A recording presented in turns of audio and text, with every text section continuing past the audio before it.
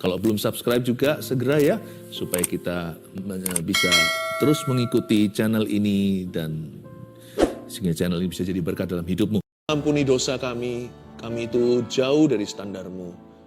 Tapi kami percaya kasih karunia-Mu menjemput setiap kami, mengangkat kami seperti gunung batu di bawah kami, yang mengangkat kami tinggi.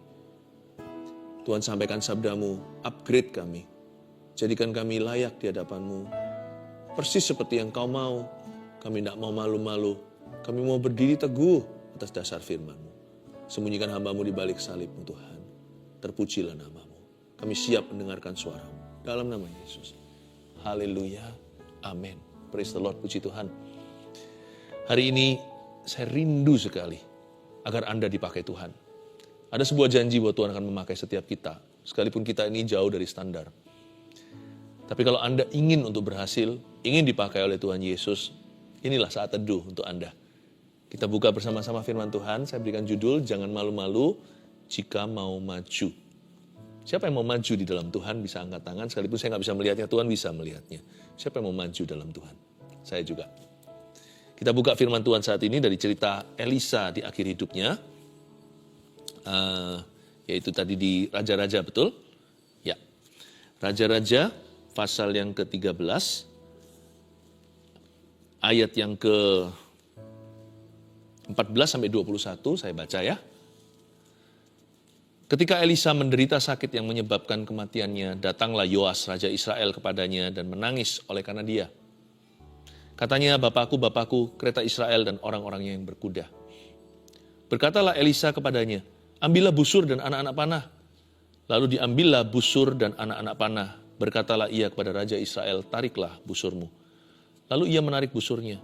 Tetapi Elisa menaruh tangannya di atas tangan raja, serta berkata, bukalah jendela yang di sebelah timur. Dan ketika dibukanya, berkatalah Elisa, panahlah. Lalu dipanahnya. Kemudian berkatalah Elisa, itulah anak panah kemenangan daripada Tuhan. Anak panah kemenangan terhadap Aram. Engkau akan mengalahkan Aram di Afek sampai habis lenyap. Sesudah itu berkatalah ia, ambillah anak-anak panah itu. Lalu diambillah. Setelah diambilnya, berkatalah Elisa kepada Raja Israel, pukulkanlah itu ke tanah. Lalu dipukulkannya lah 3 kali, kemudian ia berhenti. Tapi gusarlah abdi Allah itu kepadanya serta berkata, seharusnya engkau memukul 5 atau 6 kali. Dengan berbuat demikian, engkau akan memukul Aram sampai habis lenyap. Tapi sekarang hanya 3 kali saja engkau akan memukulnya. Sesudah itu matilah Elisa, lalu ia dikuburkan. Adapun gerombolan Moab sering memasuki negeri itu pada pergantian tahun. Pada suatu kali, orang sedang menguburkan mayat, ketika mereka melihat gerombolan datang, dicampakkan merekalah mayat itu ke dalam kubur Elisa lalu pergi. Dan demi mayat itu, kena kepada tulang-tulang Elisa, maka hiduplah ia kembali dan bangun berdiri. Saya tunjukkan sekarang ya, seorang raja yang grogi, jangan terpancing, jangan terjebak dengan suatu asumsi bahwa karena dia raja, dia yang superior. Di sini ada seorang nabi yang luar biasa, Yoas, Raja Israel, adalah seorang raja memang, tapi Elisa adalah seorang yang legendaris. Hari ini kita akan mempelajari sifat malu-malunya Yoas menjadi sifat ragu-ragu, dan itu membuat dia jadi setengah hati. Dan apapun yang dia kerjakan tidak pernah berhasil, sekalipun Yoas itu dalam sejarah seorang raja yang brilian, dan dia menang perang nanti, ayat-ayat berikutnya, dia memang kalahkan Aram. Tapi kita perlu mempelajari sesuatu bahwa karakter itu nomor 1. Kita baca sekarang sekali lagi ayat 14, saya akan bahas satu persatu. Ketika Elisa menderita sakit yang menyebabkan kematiannya, jadi di saat-saat akhir hayat, datanglah Yoas Raja Israel kepadanya dan menangis oleh karena dia. Kenapa Yoas nangis? Karena Elisa itu aset bangsa. Elisa ini dalam sejarah cerita bangsa Israel berkali-kali menolong negara dalam kesulitan. Lewat karunia profetiknya. Pernah sekali bahkan membuat suatu rescue yang kalau bukan karena Elisa sudah lenyap bangsa Israel. Jadi bukan karena Yoas, bukan karena kereta kudanya, bukan karena arminya. Katanya begini, Bapakku, Bapakku kereta Israel dan orang-orang yang berkuda. Yoas sangat mengagumi Elisa. Bolehlah ya kita mengagumi orang, tapi jangan sampai iman kita lihat orang. Nah itu perbedaannya. Biasanya sifat malu-malu, grogi semuanya itu karena terlalu mawas diri, terlalu menyadari kita berada dalam kehadiran seseorang. Yoas sangat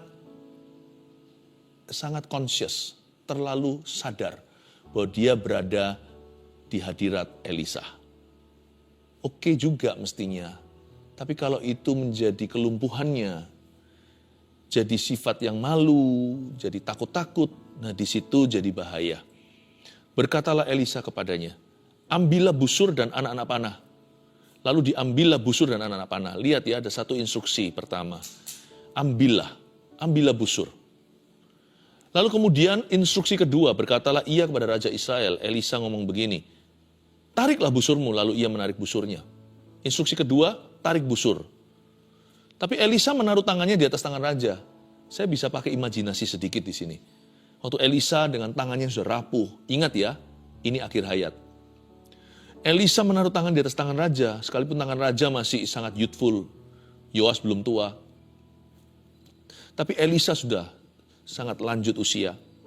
Elisa waktu itu taruh tangannya di atas tangan raja, mungkin raja langsung gemetaran.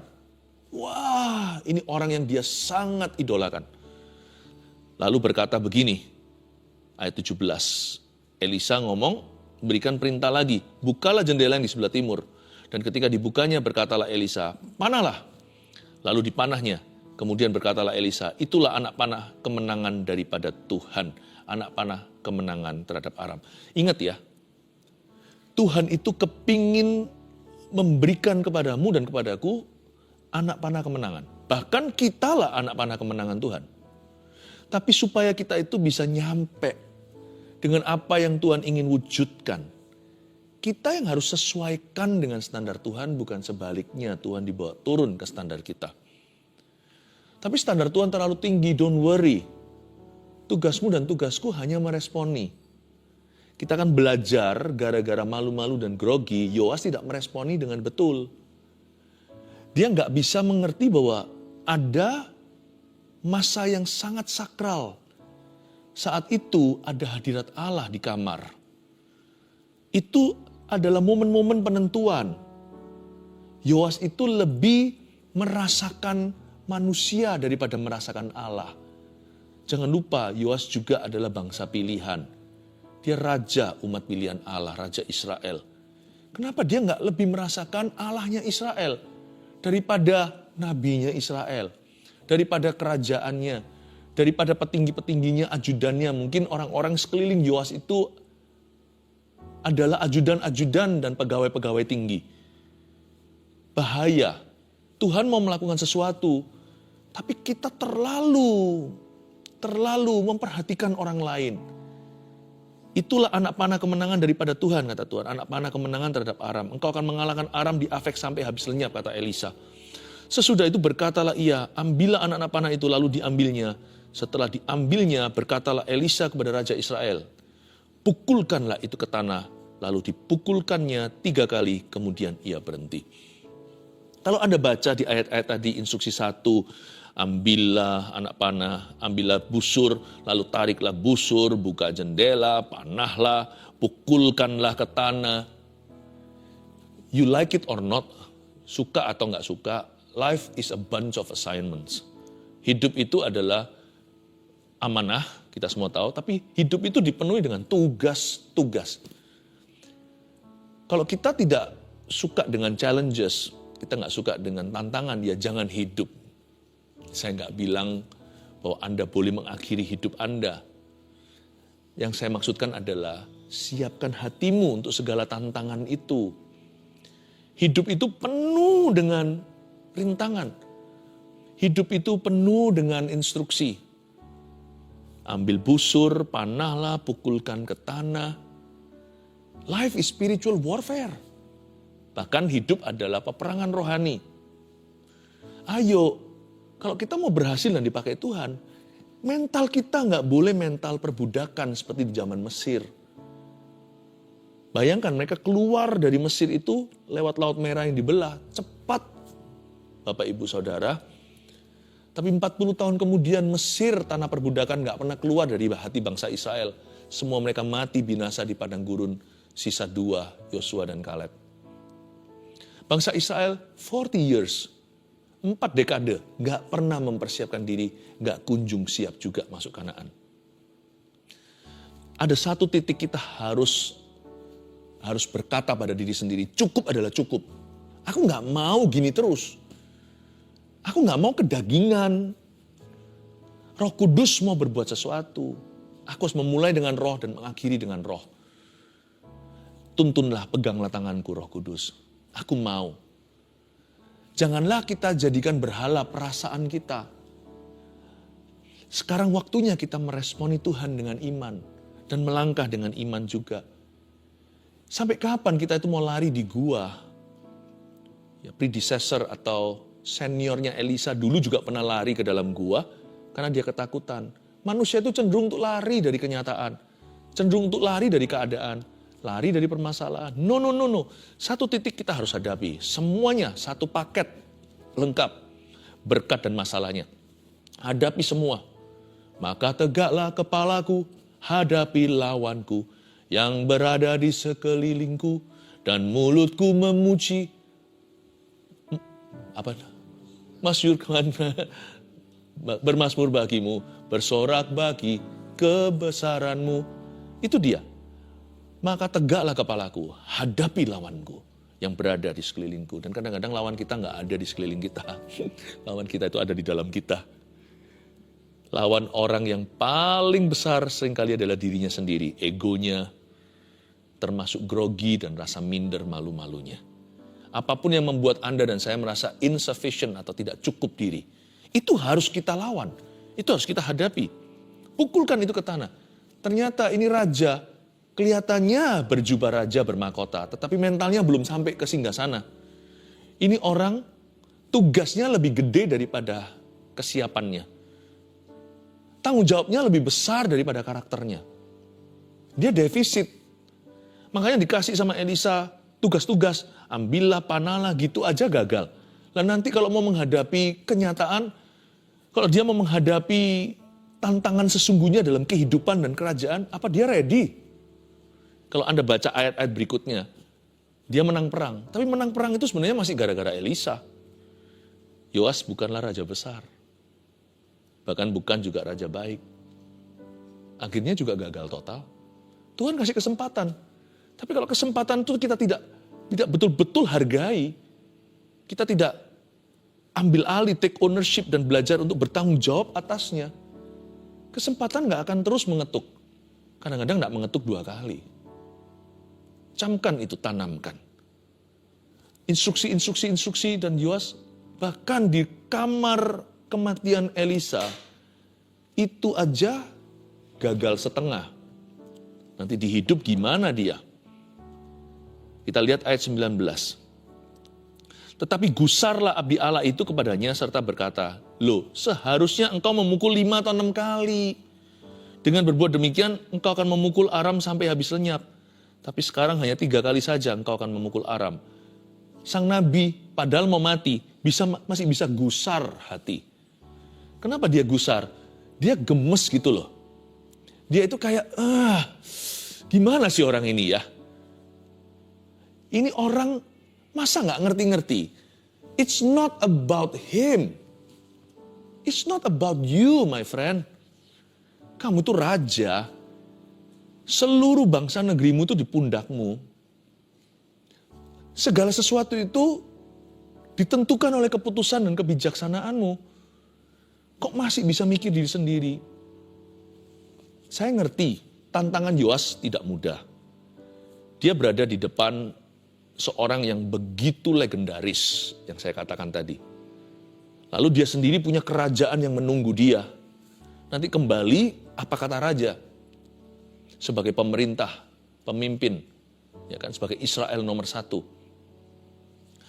Pada saat seperti itu, dia masih sibuk memikirkan tentang dirinya. Makanya orang yang suka grogi, malu-malu itu sebenarnya bukan dosa. Tapi dia itu terlalu penuh dengan diri sendiri. He thinks, kadang-kadang kita kalau dalam konteks itu, kita itu terlalu memikirkan diri sendiri. Padahal dunia tidak berputar, bumi ini berputar pada porosnya. Padahal dunia kita itu tidak berputar dan berporos pada kita.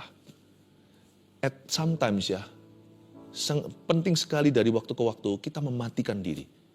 Ingatkan pada diri sendiri, it's not about me, it's not about me, it's not about me, it's not about me. Saya ngerti susahnya jadi Yoas. Misalkan Anda biasanya nyanyi indah, tapi sekali nyanyi di depan VIP, pertama kali keluar dari kecamatan atau dari kelurahan atau keluar dari kampung halamannya, lalu dia diberi kesempatan manggung di depan presiden misalnya atau perdana menteri. Wow, suaranya pun bergetar.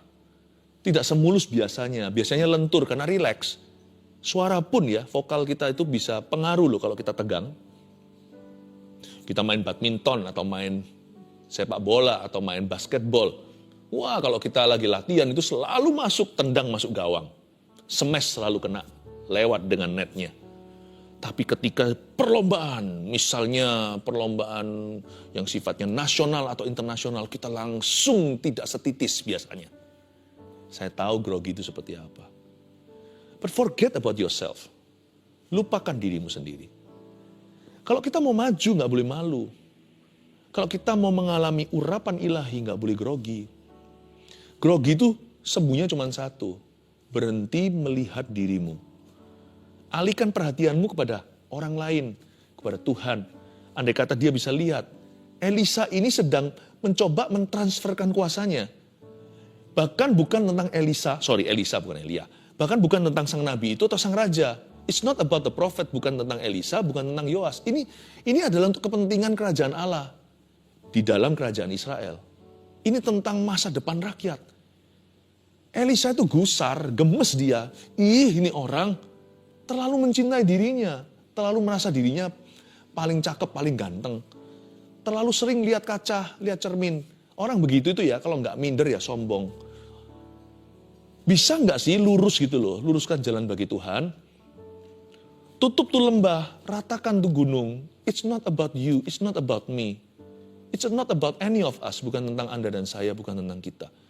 Pikirkan tujuan, cost, pikirkan ini untuk kepentingan yang lebih tinggi, kepentingan yang lebih besar.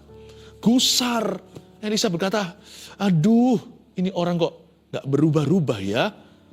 Gusarlah dia. Dan karena si Yoas itu gak mikir ke misinya, pikirannya gak ke lapangan atau ke orang, maka dia hanya pukul asal-asalan beberapa kali demi menyenangkan manusia.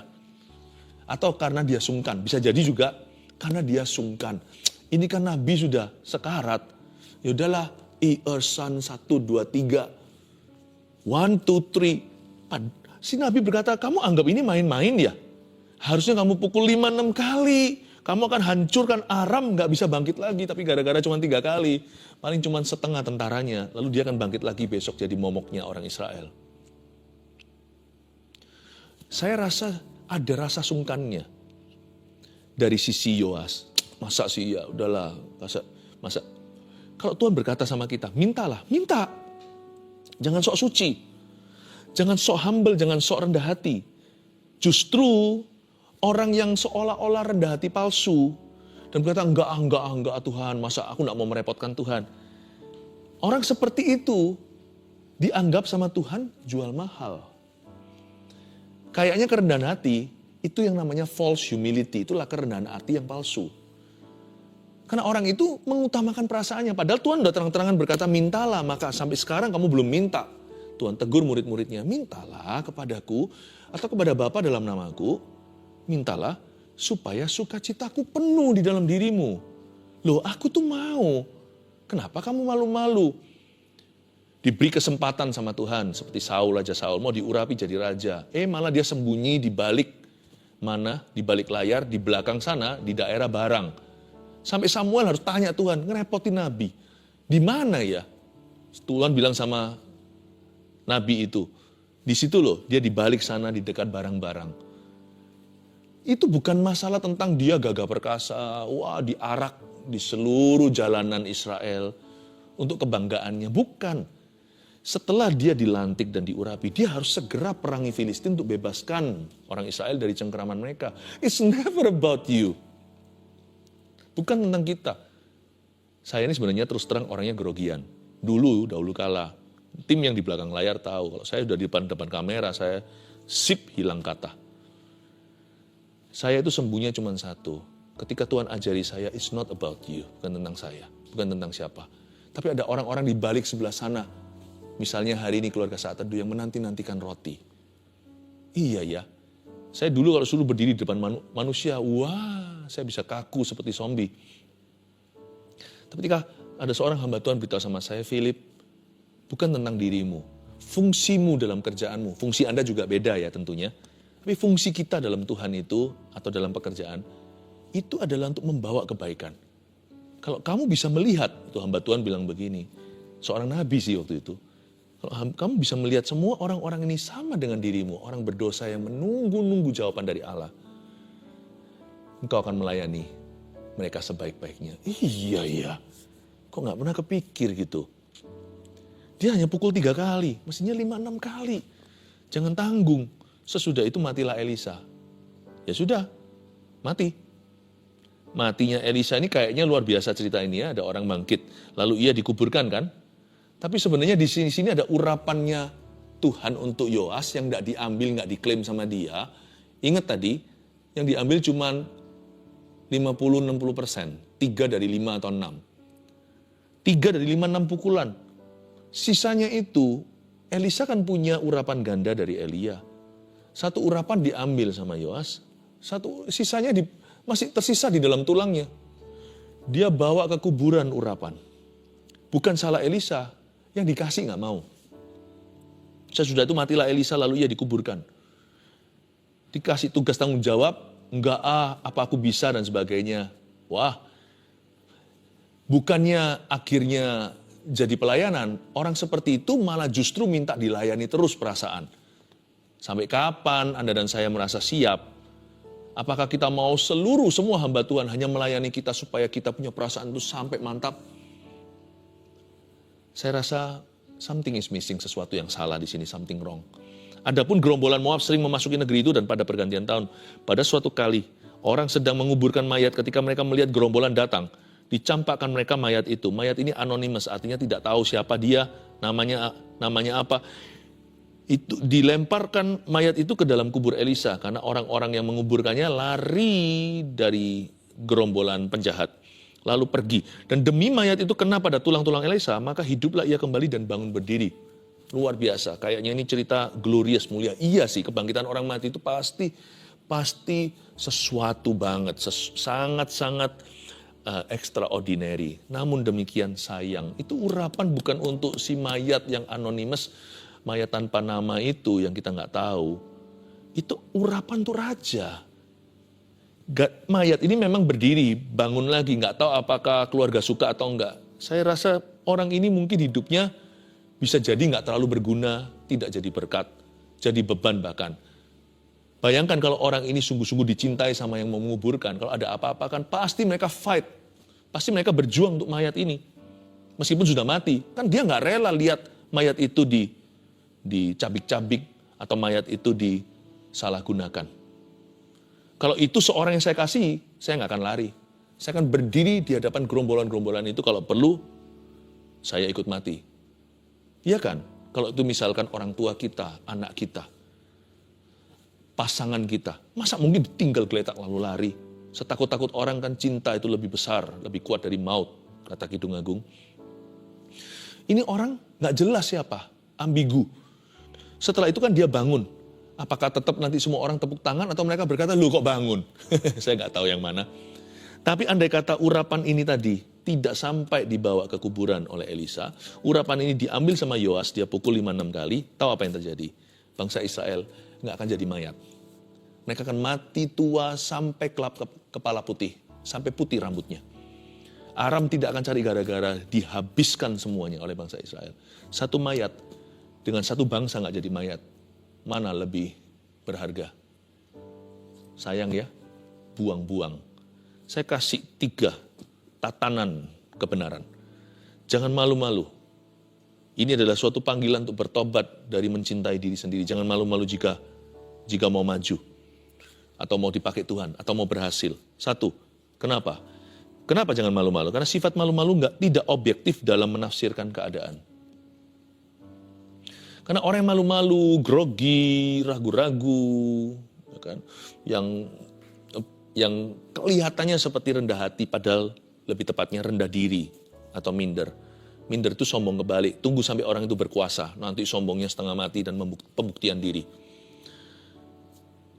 Karena orang yang malu-malu itu pikir bahwa bumi berputar pada poros dirinya. Padahal it's never about you. Tidak pernah tentang dirimu, tidak pernah tentang diriku. Makanya itu ada kata gusarlah Elisa. Jangan malu-malu jika mau maju, karena sifat malu-malu itu nggak objektif untuk menafsirkan keadaan dalam menafsirkan apa-apa. Karena dia tidak berpikir dari sudut pandang Allah. Tidak dari pikiran Kristus. Yang kedua, jangan malu-malu jika mau maju, karena malu-malu itu mengurangi bahkan membunuh potensi ilahi. 3 kali saja, 3/5, mestinya 3/6. Bahkan nanti kalau sampai dia, tanda kutip, serakah yang mulia, Elisa kan dulu begitu, sampai disembelih itu semua lembu-lembunya, dia kerbau-kerbau yang membajak sawah. Berapa pasang itu? 2 lusin kalau nggak salah. Lalu kasih makan seluruh kampungnya, dia say bye-bye ke orang tua, ke keluarga, lalu ikut Elia. Saya rasa kalau sampai dia pukul 7 kali pun Tuhan nggak tolak kok. Nggak tolak. Tapi dia tahan-tahan 3 kali saja. Malu-malu itu mengurangi, bahkan bisa membunuh potensi ilahi kita. Padahal kita bisa, tapi karena kita itu malu atau grogi, akhirnya nggak jadi. Lalu siapa yang happy kalau nggak jadi? Kita happy? Enggak. Kalau sampai kita malu-malu, padahal itu adalah porsi kita di hadapan Tuhan, maka yang ketiga, kenapa jangan malu-malu? Karena jika malu-malu, porsi kita akan diberikan kepada orang lain. Ya kalau orangnya bagus, lebih bagus. Nah kalau orangnya mayat seperti ini, yang bahkan keluarganya pun lemparkan dia ketika ada gerombolan Moab. Sayang ya, menurut saya, ini tafsiran saya, tulang Elisa harusnya sudah empty urapan. Bukan karena dia sakti. Masa nggak bahaya kalau dia punya tulang kayak begitu nanti kuburannya disembah. Saya sih nggak mau sih kalau itu saya. Saya nanti suatu hari kalau Tuhan belum datang, kita kan nggak tahu Tuhan datangnya kapan. Kalau saya mati dulu, saya nggak mau bawa urapan ke kuburan. Urapan saya harus saya kosongkan semuanya. Buat apa? Bahkan cash uang pun kita bawa ke dalam peti kita, kan lebih baik dipakai oleh orang, oleh keluarga sendiri atau kita amal sosial. Itu lebih berguna, bisa belikan beras, bisa berikan sembako, bisa kasih baju pada orang-orang yang tidak punya pakaian. Urapan itu lebih berharga dari cash keras, dari apapun juga. Urapan itu lebih berharga dari apapun. Talenta nggak boleh kita simpan di bawah tanah. Urapan apalagi dibawa masuk ke kuburan, itu gimana sih? Nggak bisa dong. Seharusnya menurut saya ini bukan kehendak Allah yang sempurna. Elisa mati dengan gusar. Dihembuskan nafas terakhir. Urapannya masih di situ, padahal milik Yoas. Dikasih nanti ke orang lain itu porsinya. Makanya itu Yesaya pintar. Ini bukan kepandaian manusia, ini adalah hati yang mengerti Allahnya. Ketika Tuhan bertanya, siapa yang bisa pergi untuk kami? Angkat tanganlah Yesaya pasal 6. Ini aku, utuslah aku. Padahal dia itu paling malu, takut. Makanya lidah bibirnya dikasih bara atau apa. Karena dia merasa aku ini kan seperti para nabi-nabi kalau dipilih itu semua punya perasaan ini. Aku tuh najis bibir. Aku tinggal di antara bangsa yang najis bibir. I'm not worthy, aku tidak layak. Tapi dia beranikan diri maju selangkah lebih di depan daripada orang-orang lain dan dia angkat tangan dan berkata, ini aku, utuslah aku. Keluarga saat teduh, kalau itu untuk kebenaran jangan malu. Kalau Anda tahu bahwa Anda berada di pihak yang benar, jangan malu. Terhadap Injil, Paulus berkata, aku punya keyakinan kokoh atas Injil, karena Injil itu kekuatan Allah untuk menyelamatkan, Roma 1:16. Dalam bahasa Inggrisnya, I'm not ashamed of the gospel. Aku tidak malu akan Injil. Untuk Injil, jangan malu. Nama Yesus, jangan malu. Malah jangan malu-maluin. Kita itu pokoknya untuk sesuatu yang benar. Untuk kita berdiri teguh kalau ditanya sama orang kebenaran, kita ngomong apa adanya. Kita nggak usah lukai orang lain atau menyinggung mereka. Kita bisa pegang sendiri prinsip kebenaran. Itu kalau kita ditodong, ditanya, ngomong apa adanya. Dosa adalah dosa. Jangan malu. Jangan malu gandeng pasanganmu. Dia yang sah di mata Tuhan. Sekalipun mungkin sudah nggak secantik atau secakep orang lain. Karena manusia menua. Gandeng. Ini adalah kekasihku. Jangan malu. Malulah kalau kita berdosa. Malulah kalau kita berbuat salah. Tapi ya jangan lama-lama, cepat bertobat, tinggalkan. Udah, Tuhan tuh ampuni. Move on. Tuhan bisa kasih lembaran baru. Malulah kalau kita itu pura-pura. Ya.